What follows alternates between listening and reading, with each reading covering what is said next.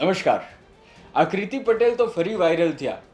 Viral થવાની અને વિવાદમાં રહેવાની કૃતિ પટેલની આદત ગઈ નથી. થોડા સમય પહેલાં જ જેલથી છૂટ્યા છે અને ફરી એકવાર તેમનો એક વિડીયો જે છે ખૂબ વાયરલ થયો છે અને વિવાદમાં પણ આવ્યો છે.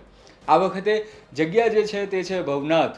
સ્થળ છે મૃગીકુંડ. આ પવિત્ર મૃગીકુંડમાં શિવરાત્રિની મધ્યરાત્રિએ સાધુ અને સંતોનું શાહી સ્નાન થતું હોય છે. જે સ્નાન કરવા પહોંચે છે કૃતિ પટેલ.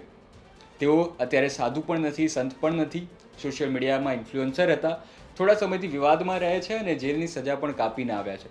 હવે તે પહોંચે છે સાધુ સંતોની વચ્ચે શાહી સ્નાન કરવા, જેના વિડીયો ખૂબ વાયરલ થયા અને તંત્ર અને પોલીસ આ વખતે ફરી એકવાર દોડતું કર્યું છે કૃતિ પટેલે, જેના વિવાદના દ્રશ્યો પણ આપણી સામે આવ્યા છે.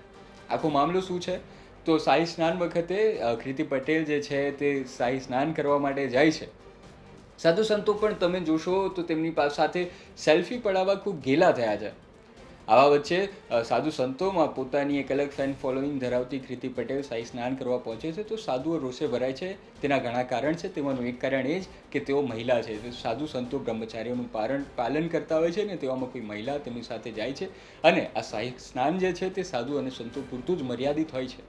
ત્યારે કૃતિ પટેલ જે રીતે નાહવા પહોંચે છે ત્યારબાદ તંત્ર દોડતું થાય છે, પોલીસ પણ આવે છે અને તેમને ભવનાથની બહાર તડીપાર કરવામાં આવે છે અને ત્યારબાદ ફરી એકવાર કૃતિ પટેલ રોષે ભરાય છે. એસડીએમ જે છે તેમણે પણ તેમની સામે પગલાં લેવાની વાત કરી છે. બંને વિડીયો જોઈએ. પહેલાં કઈ રીતે કૃતિનું જે છે શાહી સ્નાનનો વિડીયો વાયરલ થયો અને ત્યારબાદ તેની પ્રતિક્રિયા જે આવી છે તે. આ મુદ્દે તમારું શું કહેવું છે તે પણ અમને જણાવવાનું ભૂલતા નહીં.